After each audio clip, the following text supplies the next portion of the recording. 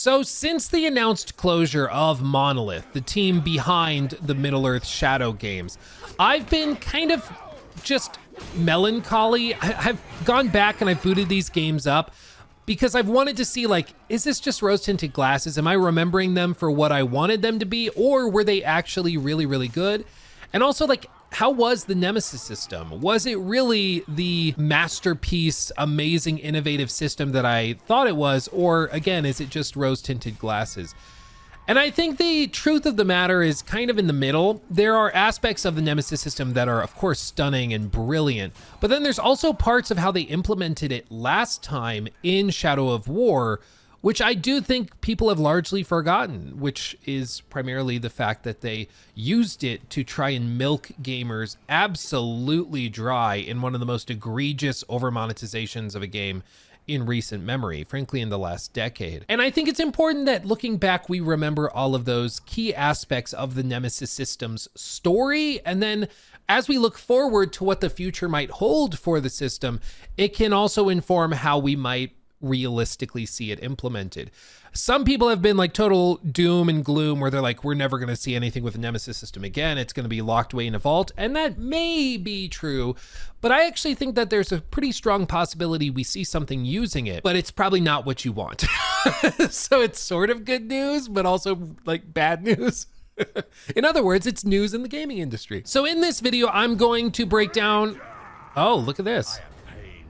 See, this is one of those cool, like, dynamic things that can happen when you're filming a video on the Middle-earth games, is you just get, like, confronted by Ghash, randomly, Ghash the Tower, and you're trying to film a segue into a sponsored segment, but you can't. Dude, he's frost-proof, but he is vulnerable to ranged. Okay. But anyway, in this video, I'm going to break down why I think there is a future for the Nemesis system, but why I think it's probably not the future that you were hoping for. And I'm also going to break down the unfortunate and uncomfortable reality for the Nemesis system, which is definitely not what you want to hear or I want to hear. Jesus, dude. But is probably what we need to hear. This is what happens when I run into somebody like, what, 26 levels higher than me? Jesus. Anyway, thank you to our sponsor. I'm going to try to fight this guy while you're watching the ad read. I'll be right back. Thank you to our sponsor, Incogni. Incogni is the online tool that automatically removes your information from all sorts of different platforms throughout the internet that sell your data. In other words, you know when you get a bunch of spam phone calls and stuff and you're like, how did they get my phone number? How did they get my email addresses or my address to send me spam mail in the post? If you're ever wondering how that happens, it's because your data is bought and sold by many different vendors across the internet and across the world. And until now, it's been very difficult to get your information removed from those platforms. Though it is technically possible, you have to fill out a bunch of paperwork, send in a formal request for them to remove it. It's a headache, but Incogni fixes that problem.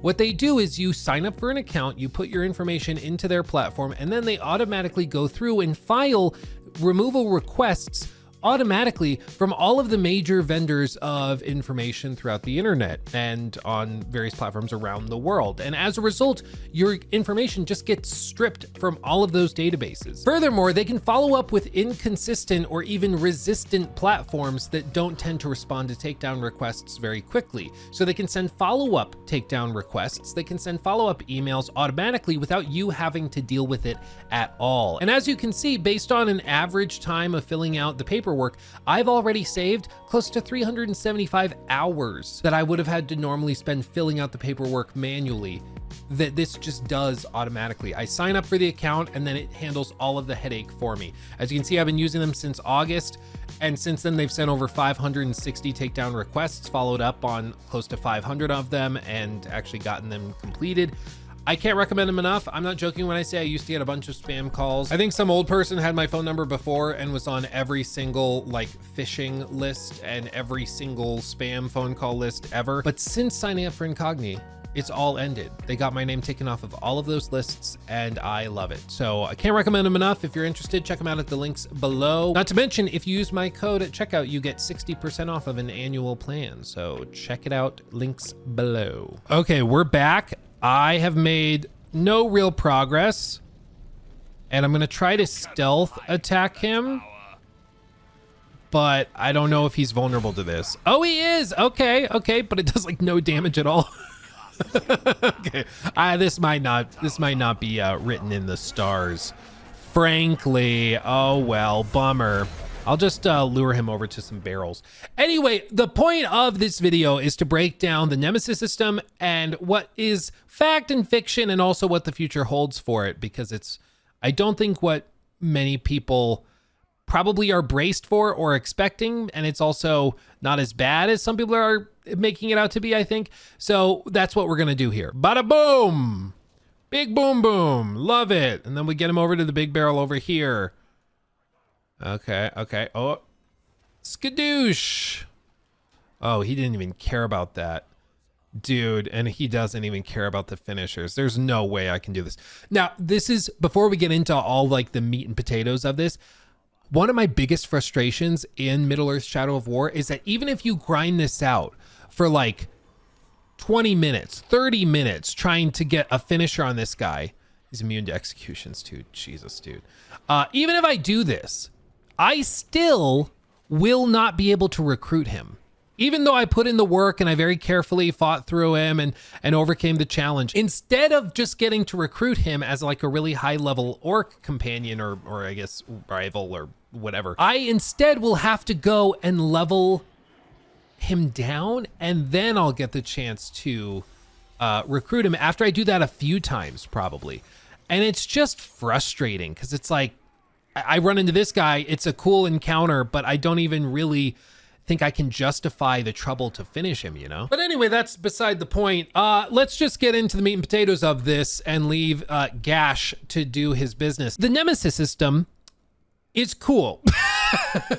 We all know how cool this system can be, not just in Middle-earth Shadow of Mordor, but also in Middle-earth Shadow of War. And it had a lot of potential elsewhere as well. On my live channel, we even had a stream clip where we looked at one of the leaked clips of an original prototype of the Nemesis system before Middle-earth Shadow of Mordor, where it was working in a Batman game. The idea was basically that you would go through as Batman, fighting different enemies and low-level grunts, but if one of them were to down you, just like the Nemesis system in Shadow of Mordor, they would then gain reputation within their gang and gain new abilities, and so you basically had the Nemesis system working in a Batman Arkham game, which sounds awesome. However, that project would never see the light of day, and instead we ended up getting Middle-earth Shadow of Mordor, which I suppose is a fair trade. And Middle-earth Shadow of Mordor really proved the concept of how cool the Nemesis system could be, and so after that they got greenlit to work on 2017's Middle-earth Shadow of War, which was supposed to take the Nemesis system and expand it into a massive behemoth of a system, way more complicated, way more deep,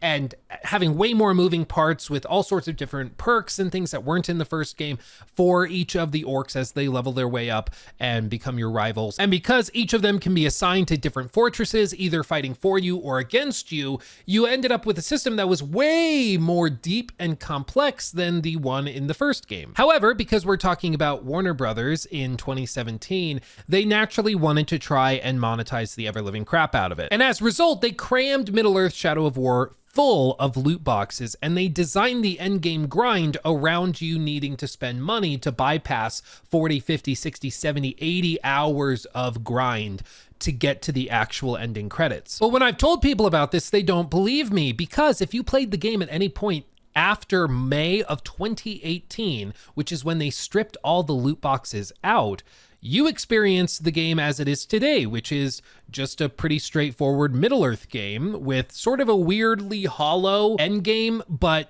other than that, it's pretty solid. But in this video, which was from October of 2017 from Eurogamer, as you can see here, October 5th of 2017, they actually go through and showcase a tab that is not in the game now, the marketplace. And when you open this up, it actually loads a catalog of different microtransactions and loot crates and loot chests and XP boosts and things that are all designed to eliminate the grind.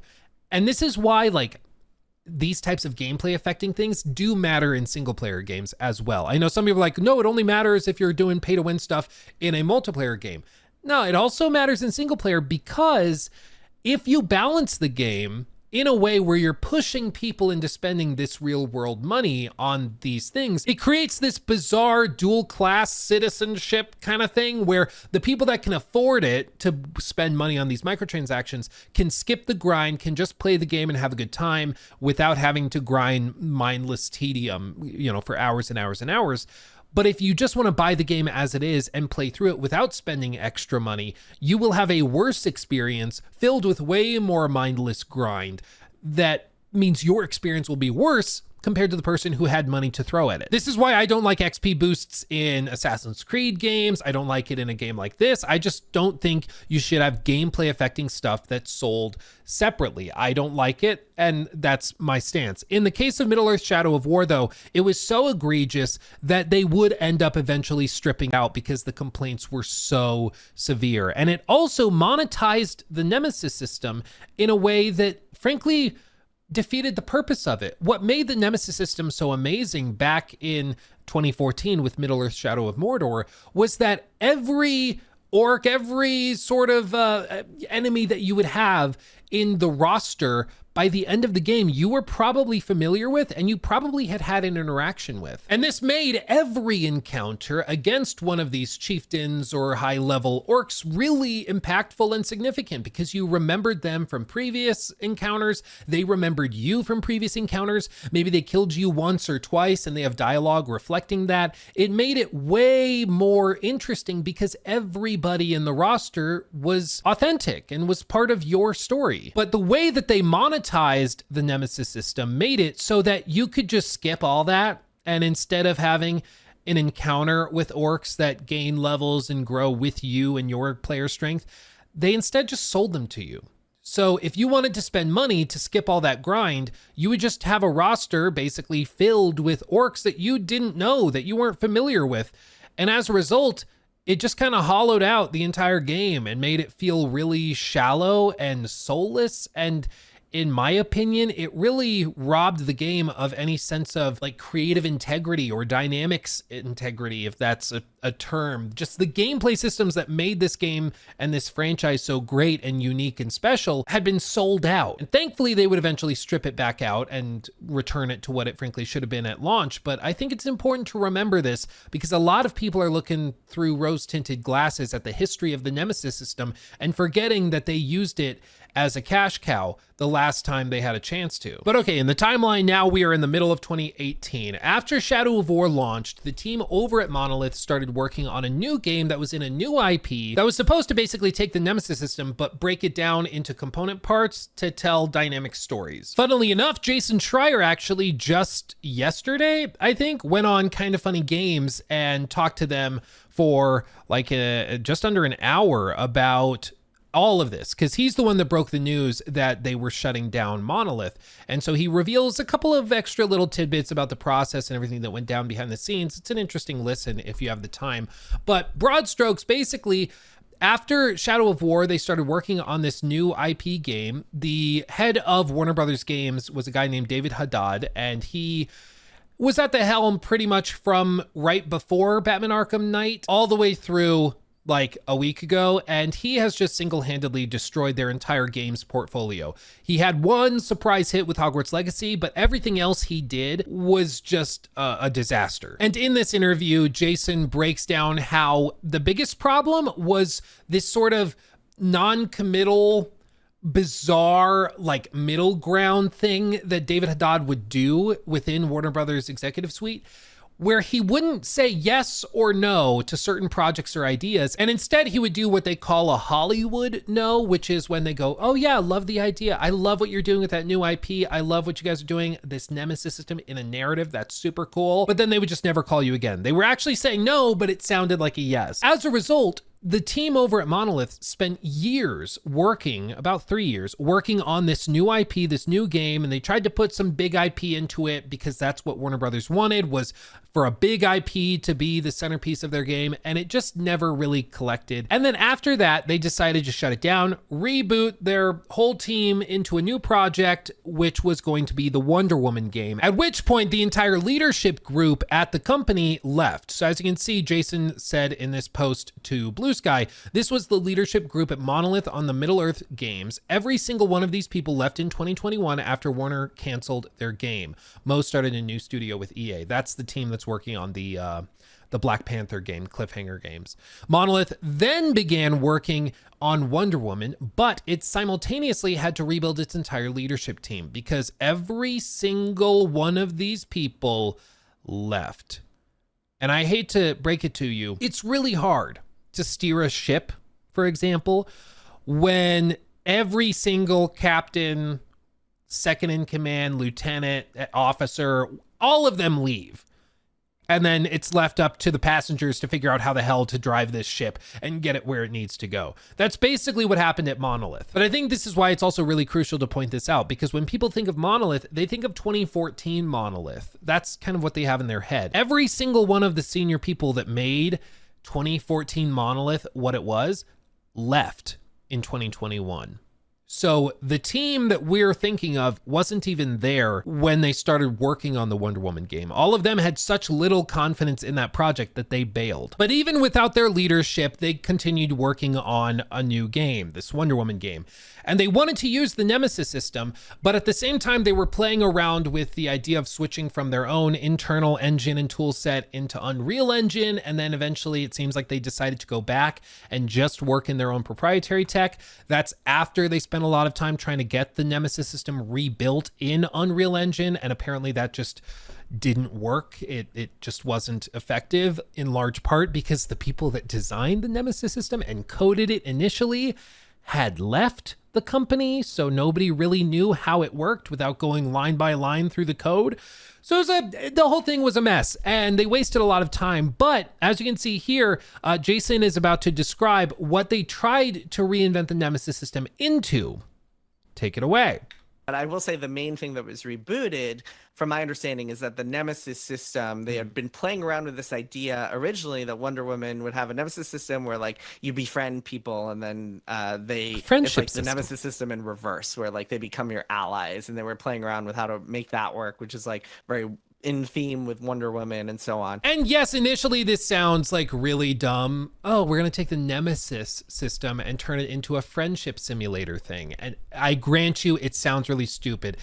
I spoke to somebody who worked on this and tried to like explain it to me. And basically what he said was the idea was you would encounter somebody and they'd sort of be like a companion, as you think of it in like a lot of different games, but they would learn and grow with you and your play style. So one of the ideas that they tried to implement that they just couldn't really get to work was that, like, you imagine you have your companion who's somebody you've recruited basically, and they have their own unique set of attributes, and maybe that encourages you to try a new play style where maybe you're all about these AoE attacks or something. And so they learn abilities that allow like enemies to be grouped up so your AoE ability can do more damage and is more effective. Or maybe you're somebody that likes to get up there and do grapple attacks or something, and they can go and they can grapple and hold them and present them to you for your grapple attacks. The idea was basically that they could have a dynamic system that complements the player's play style at the same time, which doesn't sound terrible, but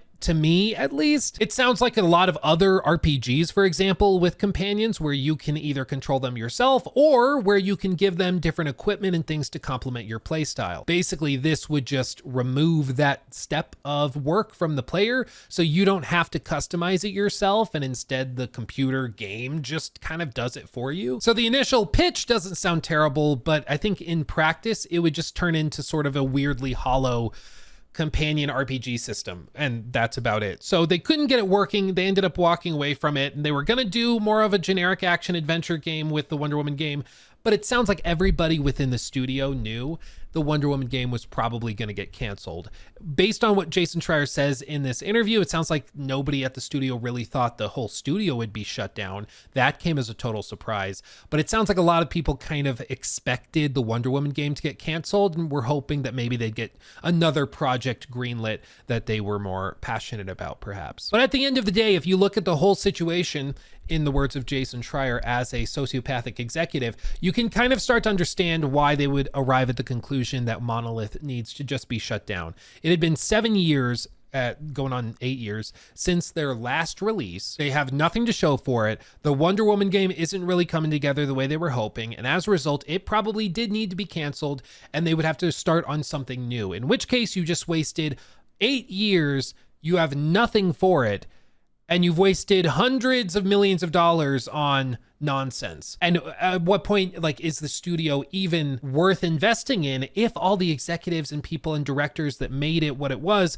have since left? At some point, it just doesn't really make sense. It's not the monolith it was, and they've wasted 8 years, in large part due to the mismanagement from the corporate level. I would say that's 95% of the problem here. But I can start to understand why they arrived at the conclusion they did. It's still absolutely tragic that so many people who were just doing their jobs have to get punished and fired and laid off as a result of mismanagement on the corporate level, but I guess in the games industry, we shouldn't expect anything else at this point. But that brings us to the present/future. What does the future hold for the Nemesis system? Well, it's not as bright and shiny as I'm sure many of us would hope for. I've seen some people suggesting that they were going to release the patent for the Nemesis system now, and then you'd start to see other studios like Take-Two introduce a system. I saw one guy on X that was saying, I think GTA 6 will now have a Nemesis system for like cops that come in and arrest you and stuff. And that just frankly and transparently, like, no, that's not how that works. And no, that's not going to happen. So please don't get your hopes up for that, because that's not going to be a thing. The truth of the matter is it was patented back in 2016, going on a decade ago, and it is not set to expire until 2036. And if you're interested, you can go through this patent on Google Patents. You can actually find it yourself and look at it, break it down. It's really fascinating. It basically breaks down how the Nemesis system works, and that's what they've patented here, is the process. So anybody who's like, ooh, they could get close to it and people could try to sort of mimic the Nemesis system, you just can't. The whole thing was patented in a way where if you get close, they still shut you down. So like, it's still active through 2036, and the assignee is not Monolith, it's Warner Brothers Entertainment Incorporated. And even if it were assigned to Monolith and Monolith were the ones that patented it, they still would have passed it on to the owner of the company, Warner Brothers, before being shut down and liquidated. So there was no world in which this closure would magically lead to the Nemesis system arriving in other games. It's just, it doesn't make sense. But what are some other possible outcomes for the Nemesis system? Well, the first one is that they could license it. This, frankly, I find to be really unlikely. The reason that Warner Brothers patented the Nemesis system was because they didn't want other companies using it. And even if they were to license it out to like a Ubisoft or a Take-Two or somebody to use the Nemesis system, that would be prohibitively expensive. And in an age where the primary complaint from game studios and publishers is that games are too expensive to make nowadays, I just cannot fathom a world in which somebody like Phil Spencer decides to give up 15% of revenue on a game to use a gameplay system they don't see themselves as needing. Like, just no. They probably would tell the studio that approaches them, hey, can we license the Nemesis system? We think it could be really good for our game. Somebody like a Phil Spencer probably says, no, figure something else out. We're not giving up all that money to Warner Brothers. No, figure something else out. Come up with your own idea. So the hope for a licensed Nemesis system game, I think, is extremely unlikely. So that leaves one other option for other places we could see the Nemesis system before 2036, and that is with another game developed by one of Warner Brothers studios that uses it. This I find way more likely than anything else. And part of the reason I think this is way more likely is because the new guy that's been put in place seems to be much more in tune with what gamers want.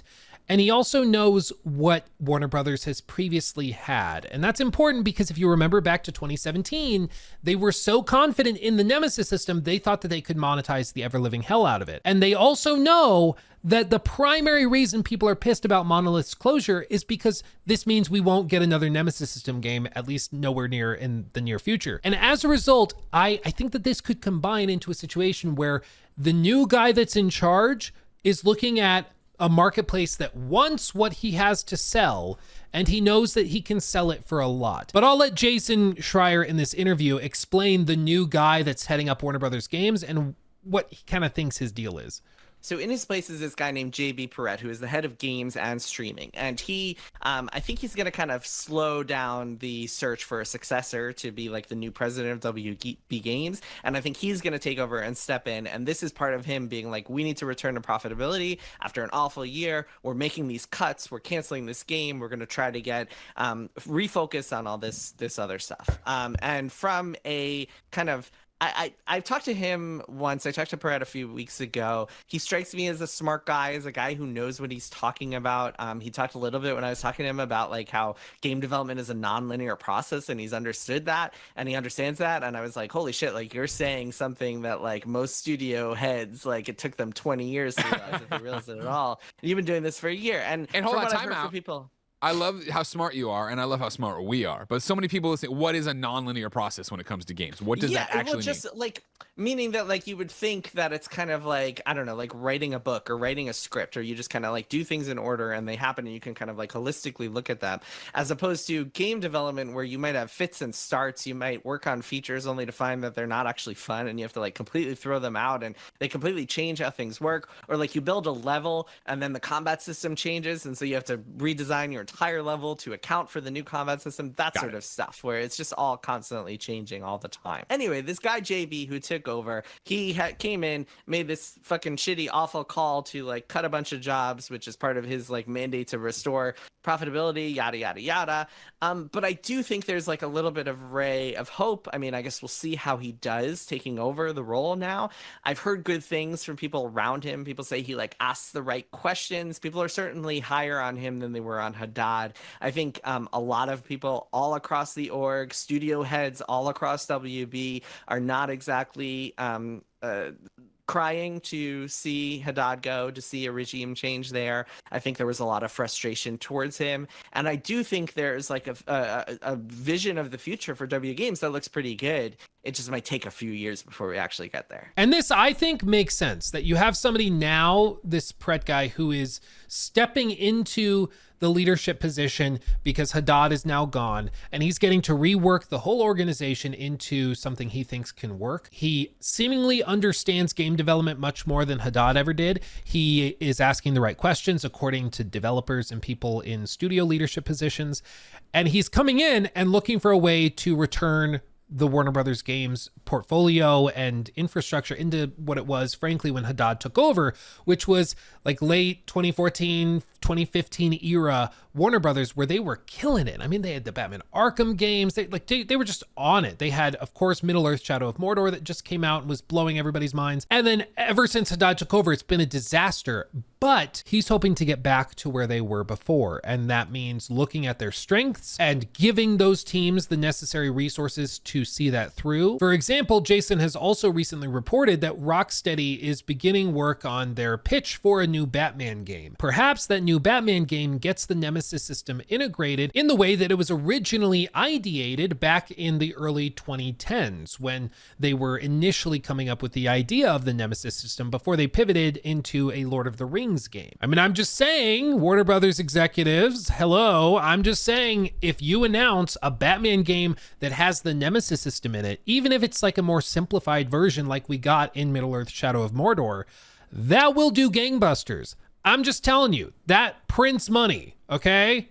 Trust me, it will. But that, I think, is why the potential outcome of the Nemesis system isn't as bright and sunshiny as I would hope. And that's because I think the new guy knows what they have on their hands. I think they know that the Nemesis system could print money if it makes a glorious return at this point, probably 10 plus years after the last game that used it.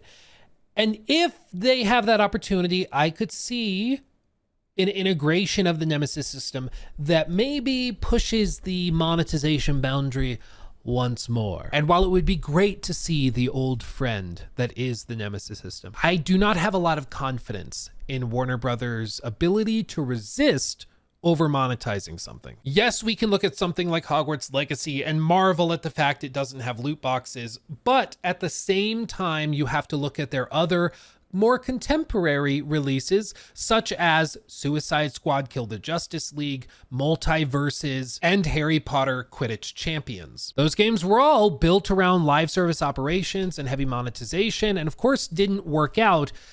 But what are the odds that they conclude from this whole debacle that live service stuff from single player studios was the problem? I'm not so sure if that likelihood is super high, but I would love to be proven wrong. All I'm saying is I do think there is a future for the Nemesis system. I don't think it's all doom and gloom like some people have said, where they're like, oh, we're not going to see it till 2036 when somebody else uses it. I think the new guy knows how valuable it is and how much of just an easy W it would be to put it into like a Batman game. And I think he knows that. My fear is just that because he knows that, he knows how much he could push the boundary, because people will be so excited to finally get it that they could maybe introduce some of these same monetization things that they tried to do back in 2017 that were met with much chagrin, but maybe they think they can figure it out this time. It is all speculation at this point, I grant you, but I do think there is a real possibility and likelihood even that we do see the Nemesis system integrated into a Warner Brothers project before the 2036 expiration. I think the new guy gets it enough to not just totally waste it. So anybody who's going all doom and gloom, acting like it's the end of the world and Nemesis system won't be seen for 15 years, I don't think that that's true. I'm just cautioning everybody to keep an eye out when they announce whatever that game maybe ends up being. You know, keep a close eye on it, because what tends to happen when Warner Brothers knows they have something people want, they tend to try and price the ever-living crap out of it. Some exceptions exist, but I would just be cautious. But with all that said, those are my thoughts on the Nemesis system and its future. I think it has a future, but I'm worried it may not be as bright as we all would hope for. But this is why it's good to talk about it, to get it out there, because say they do announce the Rocksteady Batman game and it has the Nemesis system integrated, and then you start to see in some of the close-up like screenshots, you zoom in, enhance, and then it looks like there's loot boxes or something.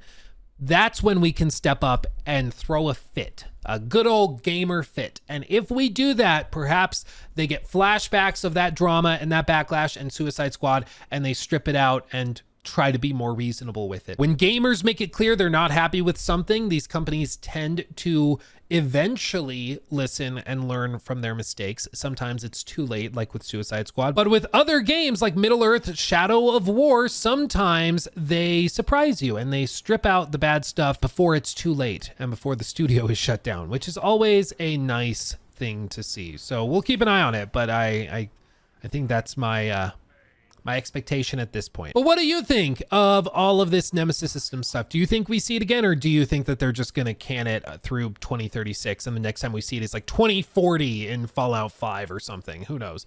Let me know. I'm interested in hearing your thoughts, and I'm going to figure out what the gosh darn heck I'm going to do about this guy who is way more powerful than me on this save.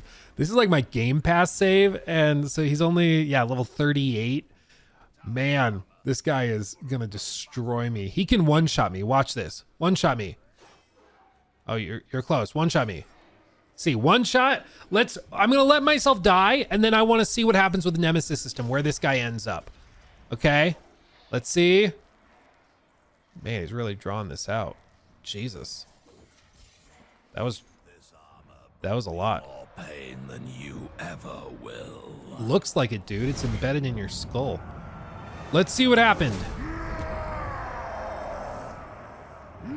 He leveled up. Oh, God. Dude, he was a low-level grunt. Oh, man. Okay, well, there you go. Nemesis system in action, fam. But with that said, thanks for watching. Sign up for my free newsletter linked in my link tree. I send out a newsletter every single week. It just goes to your email inbox, and if you open it, great. If you don't, no worries, but it's just a recap of gaming news, events, and then I offer my thoughts on something in the industry, so do that if you are interested. But with all that said, thanks for watching. I love you all, and I'll see you soon. Hugs and kisses. Bye-bye.